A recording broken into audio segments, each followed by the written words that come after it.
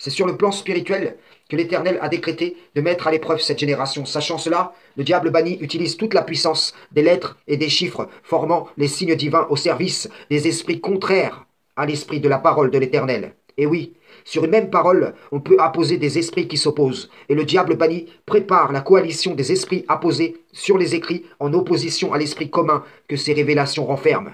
Quiconque est à l'Éternel se rangera à mes côtés. Quiconque est au diable banni s'opposera à mon appel. Que la volonté du Tout-Puissant soit. Vous savez que de diverses manières les gens du livre furent trompés par leurs mensonges en religion, en lesquels ils pensaient et pensent encore trouver une prétendue immunité, tandis qu'en vérité, nul n'est à l'abri du stratagème d'Allah. De cette position illusoire en laquelle ils se sentaient protégés découlait une lecture de la part du livre entre leurs mains, les prédisposant à rejeter ce qui venait en confirmation de ce qui se trouvait déjà avec eux et donc, par la foi aux promesses du diable à travers le dogme forgé sur leur écrit de référence, ils se plaçaient et se placent encore en position de celui qui a la faveur du Créateur alors qu'ils sont en réalité de ceux qui ont le courroux du Tout-Puissant sur leurs talons. Rapporté à notre époque, à notre réalité, à l'échelle individuelle ou collective, c'est exactement dans ce genre de position que se retrouve la majorité des gens. La lecture du sunnite a pour base la promesse du diable qui dit « Si vous vous accrochez au livre et à ma tradition, vous ne pouvez pas vous perdre ». Le sunnite lit le Coran conforté par l'idée, le prédisposant à croire que la voie qu'il suit est la bonne. Il s'approprie la position de soumis. Et donc cela ferme la porte de son cœur à l'acceptation que tout ce qu'il pense être à sa défense est en réalité ce qu'il accuse et qu'il est soumis au diable via l'idéologie sunnite.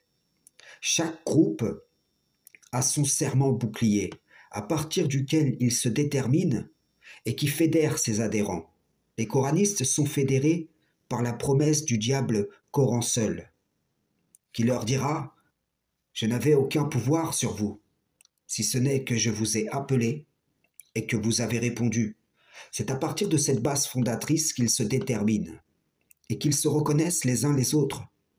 Et quand ils lisent le Coran, ils se placent illégitimement en position de croyants que les versets du Coran protégeraient, conforteraient, légitimeraient, alors qu'en vérité, la réponse à l'appel du diable Coran seul atteste que leur condition réelle est celle de ceux que le Coran condamne. Ce n'est pas parce que le coraniste saura démontrer les failles du sunnisme, parce qu'il exulte des vérités coraniques qu'il reconnaît à titre personnel ou collectif, que sa voix est bonne. Sinon, le sunnite pourrait aussi le dire à partir de sa dénonciation du christianisme. Voilà l'erreur de la majorité des gens.